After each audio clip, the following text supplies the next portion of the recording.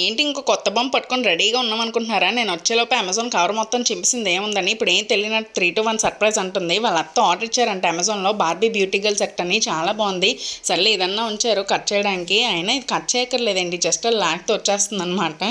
So దానికి తెలియదు కదా ఇలాగ లాగాలని చెప్పి. బార్బీ దాని కూతురు hat, dress, comb, hair dryer, shoes, mirror కూడా ఇచ్చారు. ఇన్ని ఐటమ్స్ ఉన్నాయన్నమాట. ఈ మధ్య బొమ్మలకి ఇన్ని ఐటమ్స్ ఎక్కువైపోతున్నాయి, మన దగ్గర కూడా ఉండట్లేదేమో.